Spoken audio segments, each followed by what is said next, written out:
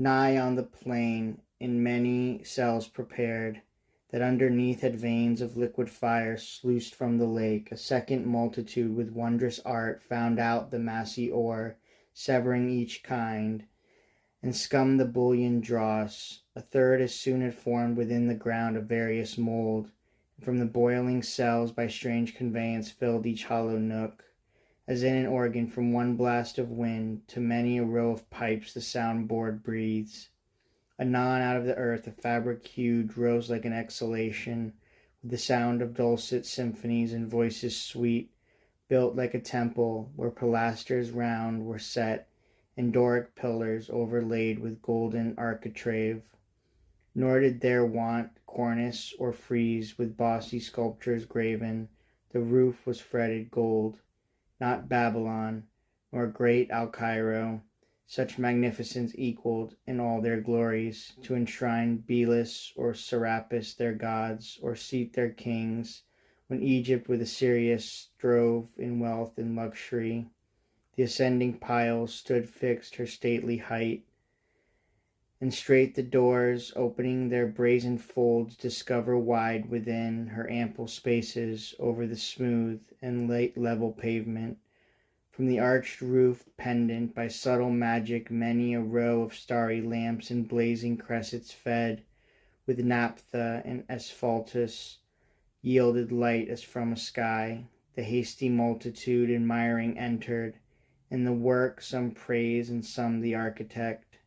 His hand was known in heaven by many a towered structure high, where sceptred angels held their residence, and sat as princes whom the supreme king exalted to such power, and gave to rule, each in his hierarchy, the orders bright. Nor was his name unheard or unadored in ancient Greece.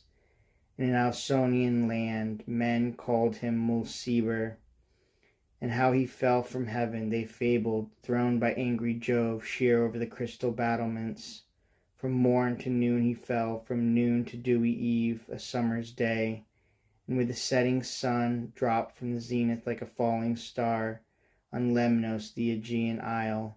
Thus they relate, erring, for he with rebellious rout fell long before, nor aught availed him now to have built in heaven high towers, nor did he escape by all his engines, but was headlong sent with industrious crew to build in hell.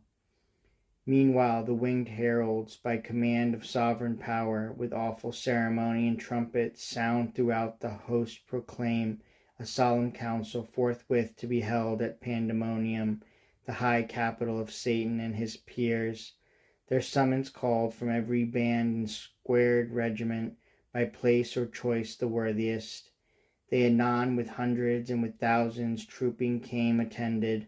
All access was thronged, the gates and porches wide, but chief the spacious hall.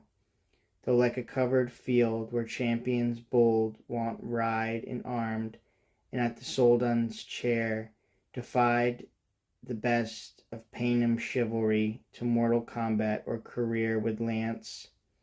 Thick swarmed, both on the ground and in the air, brushed with the hiss of rustling wings, as bees in springtime when the sun with Taurus rides pour forth their populous youth about the hive in clusters. They among fresh dews and flowers fly to and fro, or on the smooth plank, the suburb of their straw-built citadel, new rubbed with balm, expatiate and confer their state affairs. So thick the airy crowd swarmed and were straitened, till the signal given, behold a wonder, they but now who seemed in bigness to surpass earth's giant sons, now less than smallest dwarfs, in narrow room throng numberless, like that Pygmaean race beyond the Indian mount, or fairy elves whose midnight revels by a forest side or fountain some belated peasant sees, or dreams he sees, while overhead the moon sits arbitress, and nearer to the earth wheels her pale course. They on their mirth and dance intent, with jocund music charm his ear.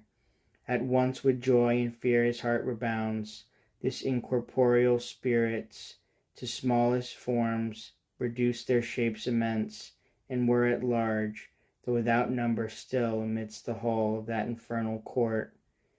But far within, and in their own dimensions like themselves, the great seraphic lords and cherubim in close recess and secret conclave sat, 1,000 demigods on golden seats, frequent and full. After short silence, then, and summons read, the great consult began